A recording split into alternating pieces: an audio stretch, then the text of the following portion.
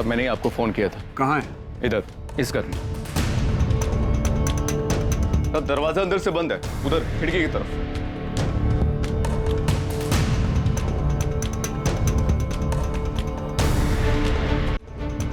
तीनों लड़कियां घर में अकेली थी? घर वाले कहाँ हैं? कहीं शादी में गए, फोन कर दिया, बस आ ही रहे। अग्रवाल, दरवाजा खुलवाओ, ना खुले तो तोड़ दो और तुरंत फॉरेंसिक वालों को भी बुलाओ। आपने लाश कब देखी? साहब हमने नहीं देखी, वो तो हमारे दूध वाली शाम ने कई बार आवाजें दी, लेकिन अंदर से किसी ने जवाब नहीं दिया। तब उसने खिड़की से सब कुछ देखा और शोर मचाना शुरू किया, तब हमें पता चला। घर में कौन कौन रहता है? यहाँ 3 भाई रहते। बड़ा भाई ज्ञान चौहान, उसकी एक बेटी है किरण, जिसकी शादी हो चुकी है। दूसरा भाई कुंदन, उसकी पत्नी है सुनीता। एक बेटा है प्रकाश और एक बेटी है सुमन। यहाँ जी का सबसे छोटा भाई सुमित और पत्नी गंगा, जिसकी 2 बेटियां रहती, काजल और पायल। साहब इनके साथ बहुत बुरा। इन बच्चों को कोई कैसे मार सकता है? सर,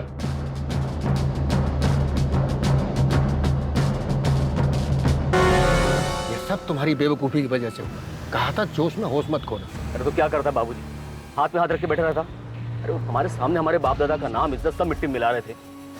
अब कुछ तो करना ही था ना। बस कुछ करने के चक्कर में अपना घर, अपना गांव, ये सब छोड़ करके छुपके भागना पड़ रहा है। मुझे तुम्हारी बातों में आना ही नहीं चाहिए। पायल, छोड़ूंगा मैं नहीं, उनको काट के रख दूंगा। क्या हो गया? सुमित, सुमित, सुमित, क्या कर रहे हो? छोड़ो भैया, उनके किए की सजा मिलनी चाहिए। छोड़ो मुझे। मेरी बात सुमित, ये किसके बारे में बात कर रहे हैं? वो गजेंद्र सिंह चौहान और उसके बेटे मोहन के बारे में।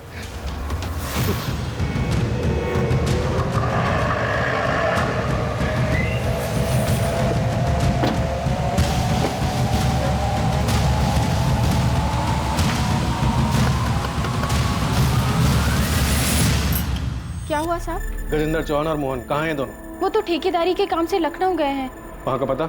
वो तो मुझे नहीं पता, लेकिन साहब मैं सच कह रही हूँ, उन दोनों ने कुछ नहीं किया है।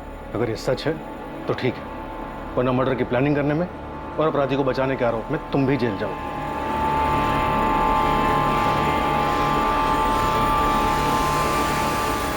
साले हमारी बच्चियों को मार के भाग गए सर।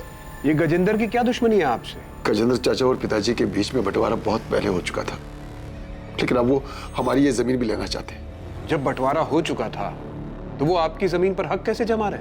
घटिया लोग हैं सर। कहते हैं खानदानी जमीन है, खानदान में ही रहनी चाहिए। हमारे घर में 4 लड़कियां और 1 लड़का है। ज्ञान भैया की बेटी किरण की शादी के समय हमने अपनी जमीन का एक टुकड़ा बेचा था। गजेंद्र चाचा जी चाहते थे घर की जमीन है तो वो हम उन्हें बेचे, पर वो बहुत कम दाम दे रहे थे, तो हमने वो जमीन किसी और को बेच दी। बस यही से वो लोग दुश्मनी पाल कर बैठ गए। साहब, घर की औरतों को भी नहीं छोड़ा उन लोगों ने। मना किया था हमने, जमीन मत बेचो, लेकिन ये लोग सुनने से रहे। चाची हमें पैसों की जरूरत थी। अरे तो हम कौन सा जमीन भी के मांग रहे थे? पैसे दे रहे थे ना। हाँ तो तुमको आधे दाम में जमीन बेच देते हैं। तुम्हारे बाप के हर काम में बाबूजी ने साथ दिया, उसका क्या? तुम लोग की पढ़ाई के लिए तुम्हारा बाप आया था तो टिकट आते हुए हमारे पास। अब तो बात मत कर। मैं फालतू की बात कर रहा हूँ। मैं फालतू की बात कर रहा हूँ। चाचा जी रोके ना इन्हें। ये लोग क्या कर रहे हो? आप लोग जानते हैं आप लोगों की मांग कर रहे थे। इस तरह मार पीट करके क्या मिलेगा? चाचा जी रोके ना इन्हें। चाचा जी मोहन छोड़ दो, मोहन छोड़ दो, मोहन उठा ना।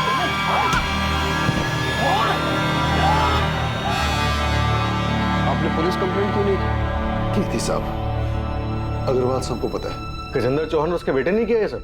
हाँ साहब। गुड्डे लेके घुस गए और घर की औरतों के साथ भी धक्का मुक्की की।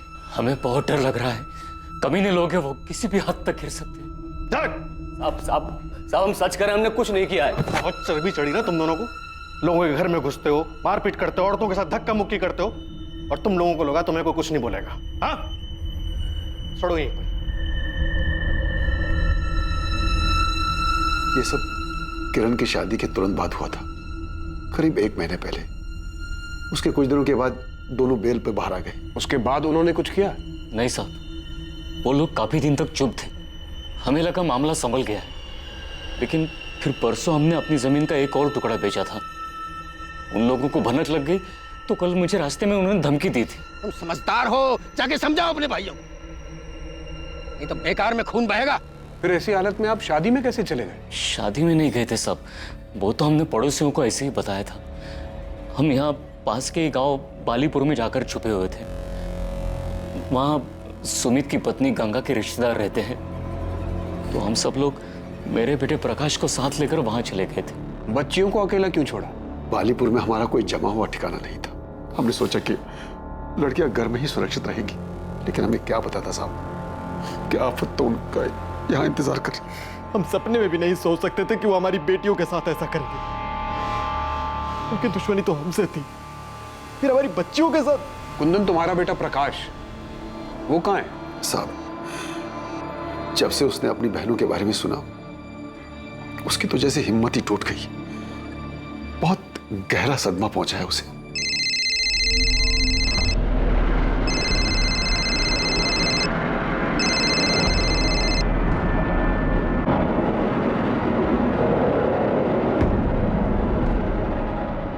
अरे प्रकाश, खाना तो खाकर जा बेटा। अरे नहीं माँ, मैं बाहर खा लूंगा। अरे थोड़ा तो खा। ये लड़का भी ना। हटो पायल। चल सुमन, ले तू खा ले। अच्छा, बेटे ने मना कर दिया तो हमें खिला रही हो? क्यों, तुम लोगों को कभी खिलाती नहीं क्या? मैं ऐसे बोल रही हो? वैसे माँ, जो भी कहो, तुम्हें ना सबसे ज्यादा प्यार प्रकाश से है। वो तो है। देखो, तुम लोग किरण की तरह शादी करके ससुराल चले जाओगे तो बुढ़ापे में मुझे मेरा बेटा ही काम आएगा ना। जितना बेटा बेटा करना है कर लो, लेकिन बुढ़ापे में ना बेटियां ही साथ देती है ना? चाची, क्या हो गया चाची? देखना मेरी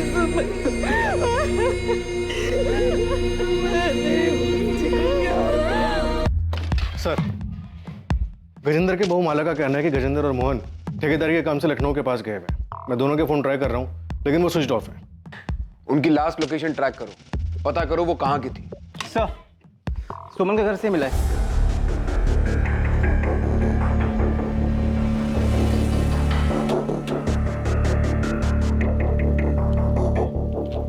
स्टेट सिविल सर्विसेज का लेटर है। सुमन का सिलेक्शन हो गया। इंटरव्यू की डेट भेजिए। बहुत मेहनत की होगी उसने अपनी जिंदगी में आगे बढ़ने के लिए। ये लोग सो रहे थे जब खिड़की से किसी ने गोली मारी, लेकिन इनकी डेड बॉडीज बेड पर ऐसे पड़ी थी मानो गोली लगने के बाद हिली तक नहीं। सर, वैसे इस परिवार के बारे में एक और बात पता चली है। गजेंद्र चौहान और उनके झगड़े के बारे में तो पूरे गांव को पता है साहब। कोई और भी है जिसकी उनके साथ कोई दुश्मनी थी? दुश्मनी का तो पता नहीं साहब, पर एक बात हुई थी। उनकी बड़ी बेटी है ना किरण, उसकी सास उमा और चाचा ससुर केशव, वो दोनों बहुत नाराज थे उन लोगों से। किस बात पर वो तो नहीं पता, पर गांव वालों को मैंने बात करते हुए सुना था। लेकिन सुमन के परिवार वालों ने तो ऐसी किसी अनबन का जिक्र नहीं किया। सर, वो उनकी बेटी किरण के ससुराल वाले, उन्हें लगा होगा अगर पुलिस के सामने ऐसी कोई बात बताएंगे तो किरण के ससुराल वाले बुरा मान सकते हैं और किरण किसी मुसीबत में पड़ सकती है। हाँ, लेकिन उनके घर की 3 बेटियां एक ही रात में बेरहमी से मारी गई। ऐसे में उन्हें हमें हर छोटी से छोटी बात, हर शक के बारे में बताना चाहिए था।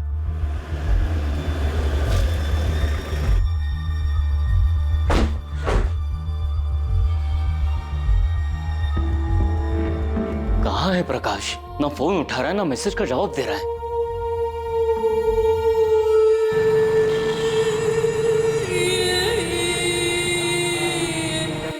आप लोगों ने बताया नहीं कि आपकी बेटी सुमन ने यूपी स्टेट सिविल सर्विस का एग्जाम पास किया? कैसी बातें कर रहे हैं साहब, हमें तो इस बारे में कुछ भी नहीं पता है। कुंदन, सुनीता, किरण, क्या तुम लोगों को कुछ पता है? नहीं भैया, हमें तो कुछ नहीं पता है। आपकी बेटी स्टेट लेवल का एग्जाम पास करती है, उसे इंटरव्यू के लिए लेटर आता है और वो आप लोगों से कुछ नहीं बताती। क्या घर में उसकी पढ़ाई या फिर उसके काम करने को लेकर कोई मनाही थी? हम तो सुमन को हमेशा प्रोत्साहित करते थे और हमने अपने घर की बेटियों को कभी पढ़ने से नहीं रोका है। माँ, एक अच्छी खबर है। सुमन ने मुझे बताया था, उसने कहा था अगर वो एग्जाम पास हो जाएगी तो घर में सबको बता देगी। और जिस दिन हम घर से भाग रहे थे, शायद उसी दिन सुमन इस चिट्ठी के बारे में मुझे कुछ बताने आई थी। लेकिन फिर सुमन के पापा आ गए और इस बीच में सुमन का ये सब सही रह गया। ये लोग साहब, ये ज्ञान भैया की बेटी किरण है, उनके पति पंकज, और ये पंकज की माँ उमा जी। हमने सुना है कि किरण के ससुराल में और आप लोगों के बीच कुछ अनबन थी। नहीं नहीं नहीं, ऐसा कुछ भी नहीं था। ऐसा कुछ नहीं हुआ था साहब। झूठ मत बोलिए, पूरे गांव में ये बात फैली हुई है कि आप दोनों परिवारों में कुछ तो हुआ था। शादी में छोटी मोटी कहासुनी हो गई होगी, जैसे गांव वाले बढ़ा चढ़ाकर बोल रहे हैं। ऐसा कुछ भी नहीं हुआ था, हमारे यहाँ बिल्कुल सब कुछ ठीक था। तुझे पता है ये किसने किया था? नहीं, मुझे तो नहीं पता। तू कल रात को उसके घर जाने वाला था। देख, ऐसा कुछ नहीं हुआ, ना ही मैं वहां गया था और ना ही जाने वाला था। साले कमीने, मैं तुझे छोड़ूंगा नहीं। तेरी हिम्मत कैसे हुई? तुझे जो चाहिए था वो तुझे नहीं मिला तो तूने उन्हें मार दिया।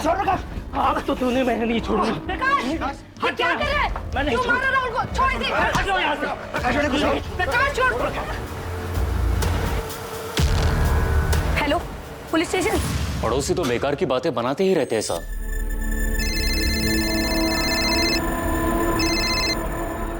हेलो सर, मैंने कुछ नहीं किया है। सर, ये साला झूठ बोल रहा है। झूठ बोल रहा है। नहीं मार, नहीं कर रहा है। पुलिस नहीं मार। क्या ये सब? हमें कुछ नहीं पता साहब, हम तो बस इतना जानते हैं, काजल और पायल मयूर मैडम गांव में ट्यूशन पढ़ने जाती थी, शाहीपुर गांव में। सर राहुल मेरा बेटा है, लेकिन मुझे नहीं पता कि प्रकाश को क्या हुआ है। सर, इसकी कोई गलती नहीं, प्लीज इसे जाने दीजिए। सर, ये दोनों माँ बेटे झूठ बोल रहे हैं। ये साला मेरी बहन पायल के पीछे पड़ा हुआ था और जब उसने इसे मना कर दिया तो इसने उसे मार डाला। पूरा दिन थकावट करेगी तब तक पायल, थक रुक ना। ये देख, मैं तेरे लिए कार्ड लाया। मुझे कोई कार्ड नहीं चाहिए। अरे भाव क्यों खा रही हो? देखो, मैं तुम्हें बहुत लाइक करता हूँ। राहुल, बेकार की बातें मत करो, जाने दो हमें। पायल,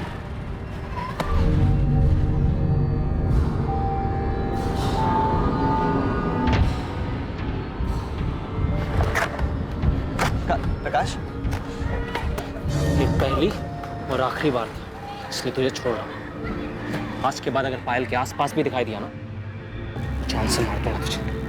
सर, ये झूठ बोल रहा है, मैंने कुछ नहीं किया है। साले झूठे, तुम्हें छोड़ दूंगा बोला तो। तुम ऐसे नहीं सुधरोगे, लेके जाओ लॉकअप में। अरे जा।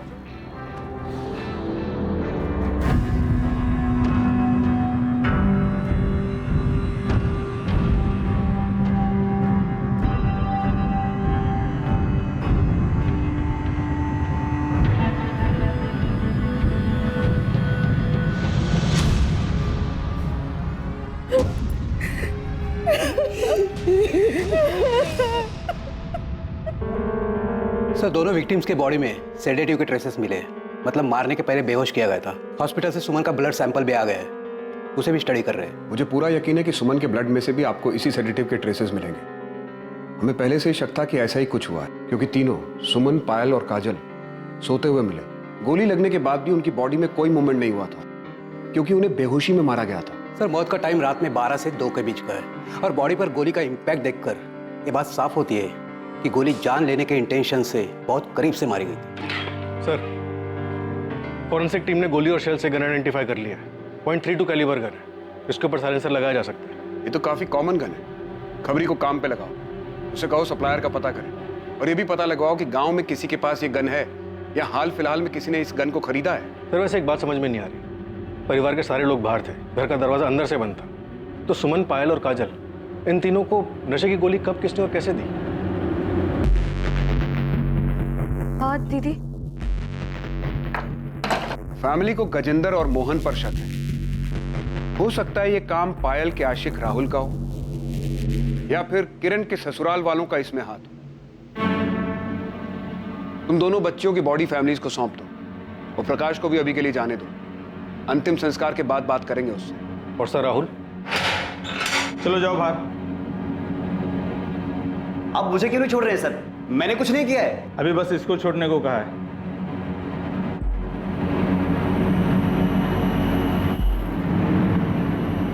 सुमन, कहीं जाने की जरूरत नहीं। क्यों? मैं क्लासेस जा रही हूँ। कहा ना कहीं नहीं जाना। प्रकाश, ये अचानक क्या हो गया तुझे? बस माँ, बहुत पढ़ लिया इन लोगों ने, अब घर की बेटियां घर में ही रहेंगी। क्या बोल रहा है तू? क्या हो गया? बाहर लड़के छेड़ते ही इन्हें। आप लोग क्या चाहते हैं? हमारी और बेइज्जती हो? बेइज्जती इनकी वजह से नहीं, तेरी वजह से हो रही है।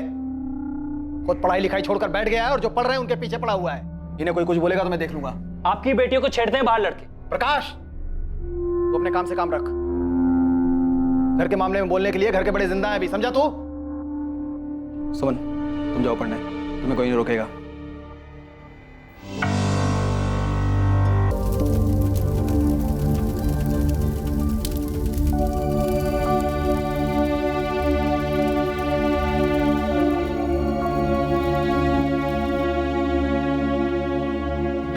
सर, गजेंद्र और मोहन की कॉल लोकेशन डिटेल्स आ गई। ये दोनों कल सुबह तक यहीं सूलीगंज में ही थे और सुबह 6 बजे के बाद से इन दोनों का फोन स्विच ऑफ जा रहा है। तो माला झूठ बोल रही है। माला का फोन सर्वेलेंस पे डालो। किसी दूसरे नंबर से वो माला से बात करने की कोशिश जरूर करेंगे। सर, क्या मैं अंदर आ सकती हूँ? सर, अस्पताल में मैं सबके सामने कुछ बोल नहीं पाई, लेकिन सर आपको जो कुछ भी पता चला है वो सब सच है। किरण, जो बोलना है साफ साफ बोलो।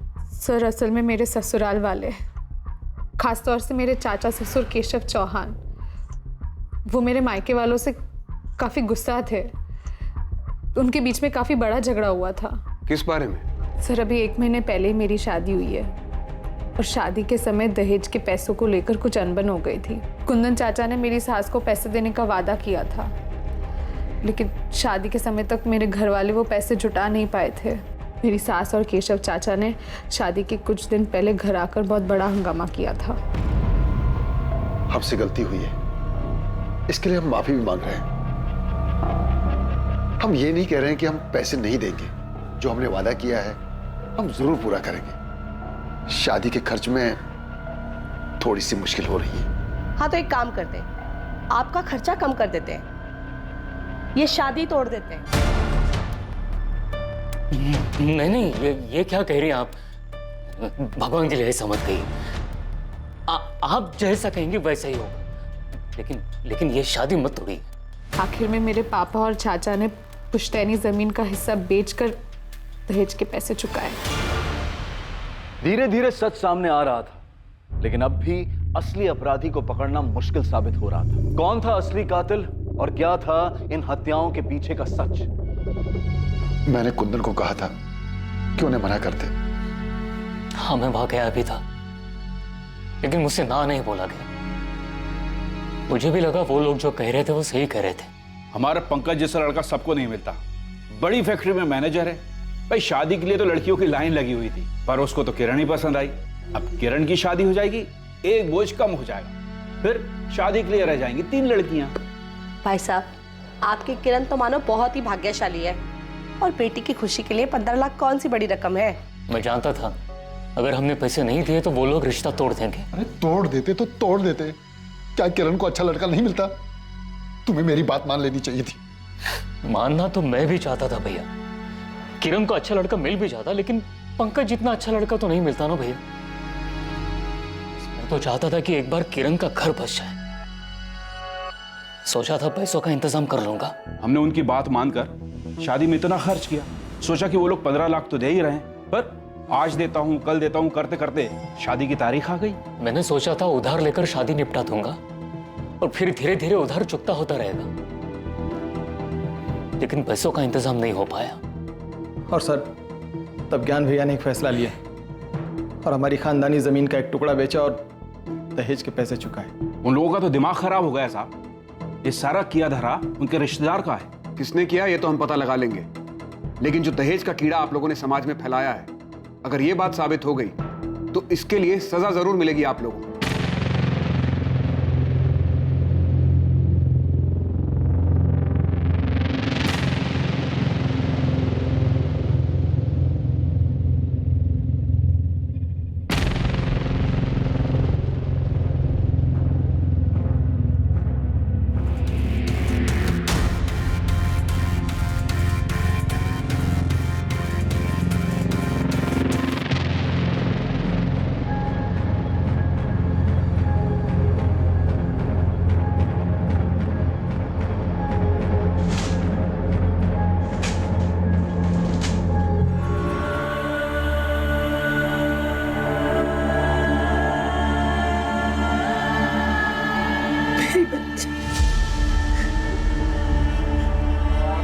ऐसे कैसे उन लोगों ने दुश्मनी निकाली? सुमन ठीक हो जाएगी, भगवान पर भरोसा रखो।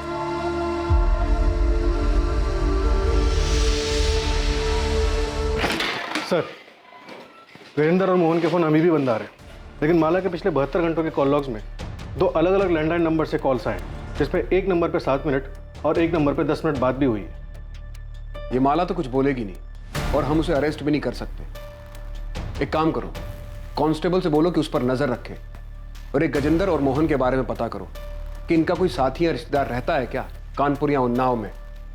शायद ये लोग वहां छुपे हो। Okay sir. गन सप्लायर से कोई लीड मिली? पता चला कि गन किसने बेची थी यहाँ सूलीगंज में? अभी तक तो नहीं, लेकिन हम पता कर रहे हैं सर। ये केशव, उमा और पंकज तीनों के कॉल डिटेल्स निकलवाओ और राहुल के भी, शायद कोई लीड मिल जाए। और राहुल का दोस्त कपिल, उससे कोई बात हुई? उसे बुलाया सर, आता ही होगा। कपिल सच सच बोलो, क्या राहुल का कोई हाथ है इस सब में? राहुल ऐसा नहीं कर सकता सर। राहुल पायल का पीछा करता था ना, और कई बार तुम भी होते थे राहुल के साथ। कहीं खून की प्लानिंग में राहुल के साथ तुम भी तो शामिल नहीं थे? मैंने ऐसा कुछ नहीं किया सर। सर एक बात सच है कि राहुल पायल को बहुत पसंद करता था और वो उसके पीछे पड़ा हुआ था कि वो उसकी बात मानकर उसकी गर्लफ्रेंड बन जाए। देखो तुम यहाँ से चले जाओ, किसी ने देख लिया तो मेरा घर से निकलना भी बंद हो जाएगा। मैं चला जाऊंगा, लेकिन तू भी मुझे बोल दे कि तू भी मुझे प्यार करती है। प्लीज जाओ यहाँ से, किसी ने देख लिया तो हंगामा हो जाएगा। पायल, देखो तुम यहाँ से चले जाओ। अब इसके आइंदा आसपास भी दिखा ना तो पुलिस में कंप्लेन कर दूंगी।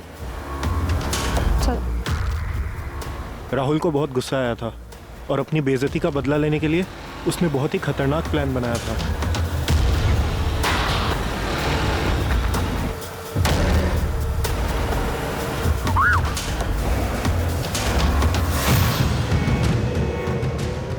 अभी ना सिर्फ पानी फेंका है, अगली बार सच में से फेंकूंगा। प्यार करता हूं तुझसे, समझ नहीं आता तुझे? दिमाग खराब हो गया तुम लोगों का? सिर्फ इसलिए कि एक लड़की ने मना कर दिया तुम एसिड फेंकने चले गए? सर वो पानी तो था सर। पानी तो था, लेकिन एक लड़की को डराने के लिए काफी था कि अगर वो उसकी बात नहीं मानेगी तो उसके ऊपर एसिड भी फेंका जा सकता है। कभी सोचा क्या गुजरती होगी उन लड़कियों पर? बस चल पड़े दोस्ती निभाने के लिए। ये नहीं सोचा कि किस ट्रॉमा से गुजरेगी वो लड़की। और क्या हुआ था? बस सर और कुछ ही नहीं सर। कपिल, मैं तुम्हें पायल को हैरेस करने के जुर्म में लॉकअप में डाल सकता हूँ, तो सच सच बोल दो। सर वो उस रात राहुल पायल के घर जाने वाला था सर। तो सच में पायल के घर जा रहा है? हाँ, मैंने सुना है कि प्रकाश उस टैक्सी वालों को बोल रहा था कि आज पूरा परिवार शादी में जा रहा है। आज सही मौका है। लेकिन उसने तो तुझे ना कहा था। तो जब मुझे वहां देखेगी ना कि उसके 100 बार मना करने के बाद भी मैं उससे मिलने आया, तो वो समझ जाएगी कि मैं उससे सच्चा प्यार करता हूँ। लेकिन उसने फिर से मना किया तो मैं उसे समझा दूंगा कि प्यार जब जुनून बन जाए तो क्या होता है, उसे हाँ करना ही होगा। तो पायल का पीछा करता था, उसके मना करने के बाद भी तो उसके पीछे पड़ा रहा, यहां तक कि प्रकाश और सुमन के डांटने के बाद भी तो अपनी हरकतों से बाज नहीं आया। तूने उसके ऊपर पानी फेंक कर उसे धमकी दी कि अगर उसने हाँ नहीं किया तो तू उसके ऊपर एसिड फेंक देगा। नहीं सर, मैं पसंद करता था उसे, प्यार करता था उससे, और सुमन दी ने जब मुझे मारा तो मुझे बहुत बुरा लगा था, इसीलिए मैंने पायल को धमकी दी थी। जिस दिन पायल का मर्डर हुआ तो उसके घर गया था ना, तो क्या हुआ था वहां? तू वहां पहुंचा, पायल को प्रपोज किया, पायल ने फिर मना किया, तुझे गुस्सा आ गया। इतनी बेइज्जती और इनकार के बाद तूने पहले तीनों बहनों के खाने में नशे की दवा मिलाई और फिर आधी रात को वापस आकर उन्हें मार दिया। ऐसा कुछ नहीं हुआ था, मैं तो वहां गया भी नहीं था। राहुल झूठ मत बोल। सर मैं सच कह रहा हूं, मैंने वहां जाने का सोचा था, लेकिन पापा घर में थे इसलिए मैं घर से बाहर निकल नहीं पाया। सर आप चाहे तो मेरे घर वालों से पूछ सकते हैं। सर मैंने राहुल के पेरेंट्स से बात की, उनका कहना है कि राहुल उस रात घर पे था। माँ बाप हैं, अपने बेटे को बचाने के लिए सच झूठ कुछ भी बोलेंगे। कॉल रिकॉर्ड्स आ जाएं एक बार राहुल के, पता चल जाएगा कौन कितना सच बोल रहा है। तुमने सुमन के परिवार के बारे में पता किया? उस रात वो बालीपुर में कहाँ थे? हाँ सर, अपने रिश्तेदार के घर में ही रुके थे। सुनीता और गंगा रिश्तेदार के घर में, ज्ञान और सुमित पड़ोसियों के यहाँ, और प्रकाश और कुंदन खलियान में। सर आपको वाकई में इस राहुल पर शक है? अक्सर इस उम्र के लड़के प्यार और ऑब्सेशन के नाम पर सही और गलत में फर्क नहीं कर पाते। पायल का इनकार राहुल बर्दाश्त नहीं कर पाया होगा और बदले में उसने पायल को मार दिया होगा। राहुल को सुमन पर गुस्सा तो था ही, क्योंकि सुमन ने उसे थप्पड़ जो मारा था, और वो काजल, वो कोलेटरल डैमेज होगी। पूरे चांसेस हैं कि राहुल ने किया है, लेकिन अभी श्योरिटी के साथ कुछ नहीं कह सकते। हेलो, ठीक है हम अभी आ रहे हैं। सुमित का फोन है, सुमन को होश आ गया, चलो।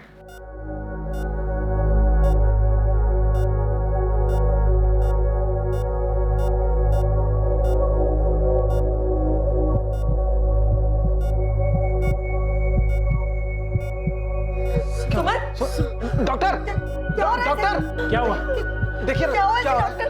आप प्लीज सब बाहर जाए। अभी तक ठीक थी डॉक्टर, क्या हुआ इसे? आप प्लीज सब बाहर जाए। Sister injection. क्या हुआ?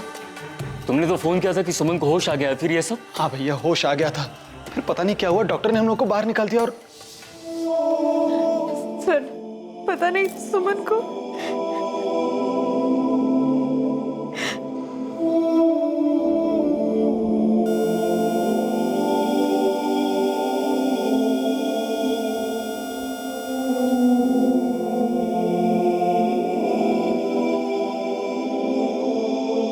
सुमन बहुत ही समझदार और दृढ़ निश्चयी लड़की थी। उसने अपनी निष्ठा और मेहनत से अपने सपनों को साकार करने का रास्ता भी खुद ही बना लिया था। लेकिन इससे पहले कि वो आगे बढ़ पाती, एक बुरे इंसान के भयानक इरादों ने उसके सपने, उसकी जिंदगी उससे छीन ली जिसकी वो हकदार थी। सुमन की मौत के साथ उसके परिवार की आखिरी उम्मीद भी बुझ चुकी थी, लेकिन पुलिस ने अब तक हार नहीं मानी थी। वो पूरी मेहनत के साथ हर एंगल्स को टटोल रही थी ताकि असली कातिल तक पहुंच सके।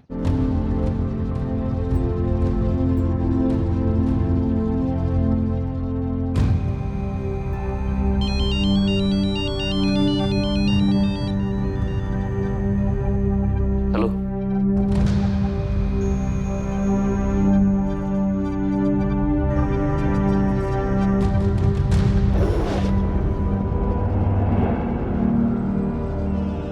कुंदन, कुंदन,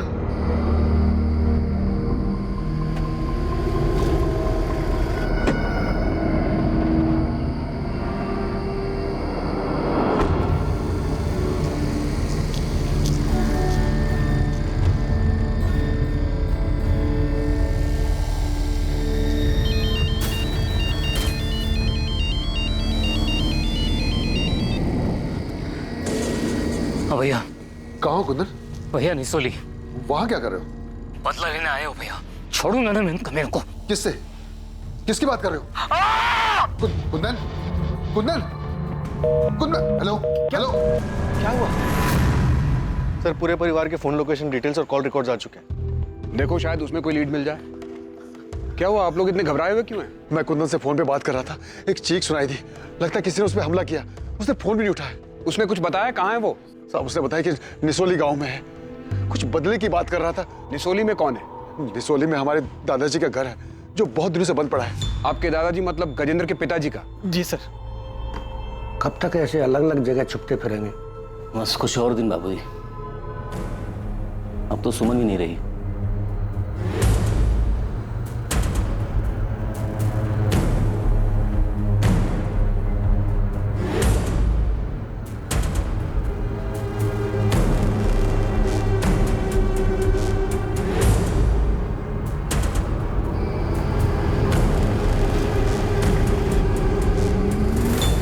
साहब ये घर है साहब। आओ।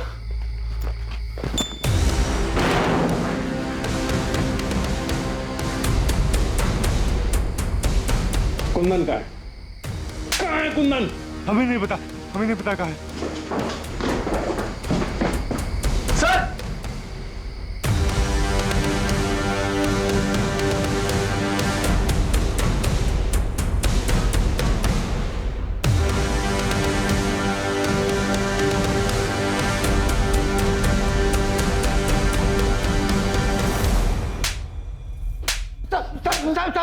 अरे हमने कुछ नहीं किया, सब कुछ नहीं किया। कुछ नहीं किया तो छुपे हुए क्यों थे? डर गए थे, हमको लगा कि वो सारा इल्जाम वो लोग हम पर डाल देंगे, तो इसलिए साहब हमारा यकीन कीजिए हमने कुछ नहीं किया। अरे हमको तो ये भी नहीं मालूम था कि वो अंदर अंदर पड़ा हुआ है। हम तुम लोग किसी भी हद तक जा सकते हो। तुम लोगों ने कुंदन और उसके परिवार को धमकी दी थी ना, उनके परिवार की औरतों के साथ मारपीट की और आखिर में बच्चियों को मार के अपना बदला पूरा किया। जमीन के लिए किया ना ये सब? अब हम मानते हैं कि हमने धमकी दी थी, सुनीता और गंगा के साथ हाथापाई भी हुई थी, लेकिन हमने कत्ल वाले दिन नहीं, उसे 4 दिन पहले धमकी दी थी। साहब हमने बच्चियों को नहीं मारा है, अगर मारना होता तो हम उस प्रकाश को मारते, बच्चियों को नहीं। अब चाहे तो जांच कर सकते हैं, उस रात हम उस घर के आसपास भी नहीं गए थे साहब। सर आपसे एक बात करें। ये बाप बेटा तो एक ही रट लगाए हुए कि इन्होंने नहीं मारा। मुझे भी लगता है कि दोनों सच बोल रहे हैं। तुम बताओ क्या बात करनी थी? सर ये देखिए।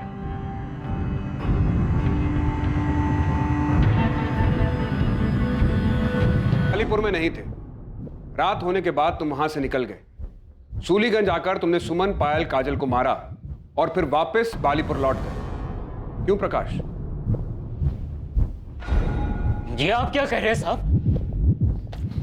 सर कहां गए थे तुम? वो देखो, झूठ मत बोलना। हमारे पास तुम्हारी सारी डिटेल्स हैं। सर मैं तो बालीपुर जाना ही नहीं चाहता था, वो तो पापा ने बोला इसलिए मुझे जाना पड़ा। वहीं पास के गांव में मेरे एक दोस्त का घर है, तो देर रात मैं वहीं चला गया था। आपको पता था ये उस रात वहां पे नहीं था? ये तो आपके पास ही सोया था ना? मेरा बेटा ऐसा नहीं कर सकता। तो फिर कौन कर सकता है कुंदन? तुमने गजेंद्र और मोहन का नाम दिया, हमने उन्हें तोड़ा, लेकिन कुछ हाथ नहीं लगा। उसके बाद राहुल का नाम सामने आया, वहां से भी हम खाली हाथ लौटे। उसके बाद तुम्हें कॉल आता है ये खबर देने के लिए कि गजेंद्र और मोहन कहां छिपे हैं। और तुम क्या करते हो? ये बात तुम अपने भाई ज्ञान को नहीं बताते, पुलिस के पास नहीं आते, सीधा वहां जाकर अगवा हो जाते हो। हम जानते हैं तुम्हारे बेटे प्रकाश ने कुछ नहीं किया। वो उस रात सूलीगंज नहीं आया था, वो वहीं बालीपुर के पास के गांव में गया था। लेकिन उस रात तुम यहां आए थे। ये रही तुम्हारी फोन की लोकेशन डिटेल्स।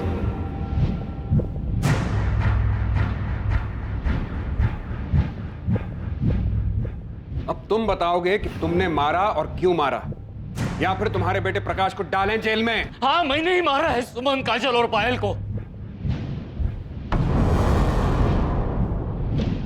प्रकाश ने कुछ नहीं किया है, मैंने ही किया है सब कुछ।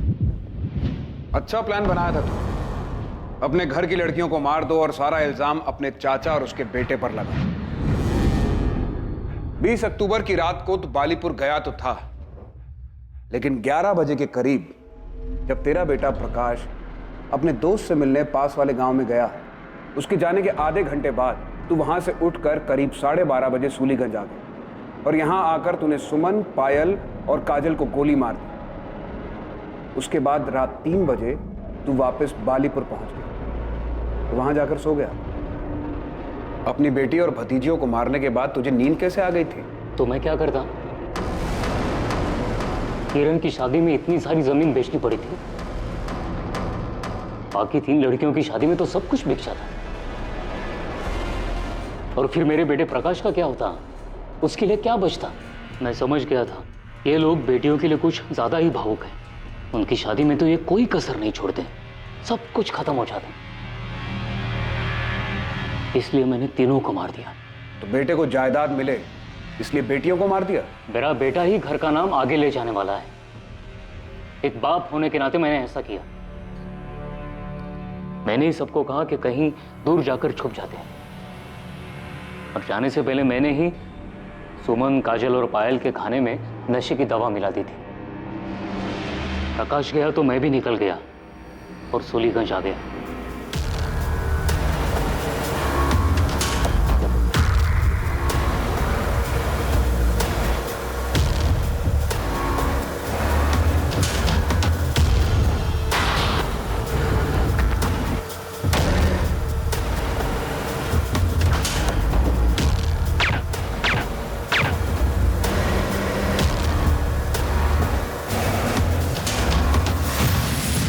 गन कहां से मिली तुम्हें?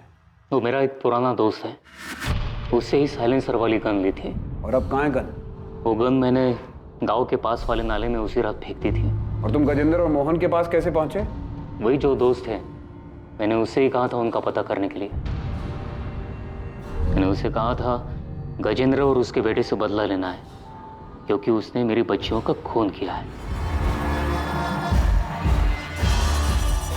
मैं वहां से भैया को फोन करने वाला था, लेकिन भैया का फोन खुद ही आ गया। हाँ भैया।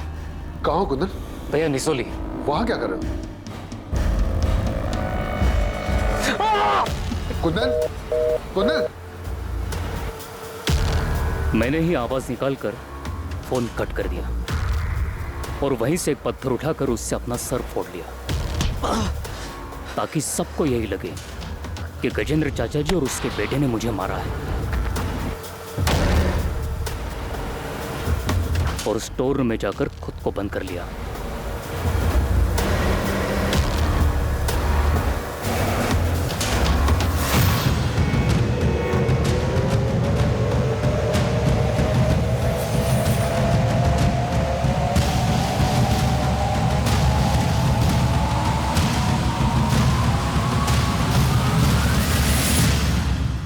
को इतनी बड़ी जॉब मिली थी, वो सिर्फ तुम्हारा ही नहीं, तुम्हारे पूरे परिवार का नसीब बदलने वाली थी। और बदले में उसके अपने पिता ने उसकी जान ले ली। बहुत अच्छा इनाम दिया उसे।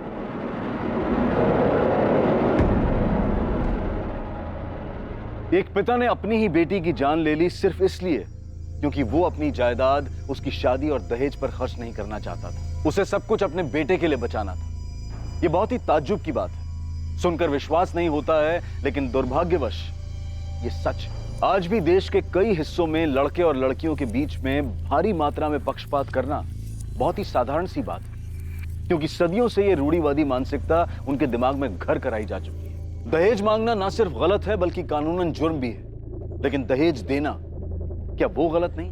अपनी बेटी को एक ऐसे परिवार में भेजना जो उसे घर ले आने के लिए पैसों की मांग करे, क्या ये बात गलत नहीं? समाज की प्रगति के लिए ये सवाल करना बहुत जरूरी है। ये समझना बहुत जरूरी है कि लड़की के दहेज पर नहीं बल्कि उसकी पढ़ाई पर खर्च किया जाए, उसे जिंदगी में आगे बढ़ने का मौका दिया जाए। ऐसा करने से ना सिर्फ लड़कियां सशक्त होंगी बल्कि बड़े होकर अपने परिवार का ख्याल भी रख पाएंगी। मुद्दा ये नहीं है कि लड़के लड़कियों से बेहतर हैं या फिर लड़कियां लड़कों से।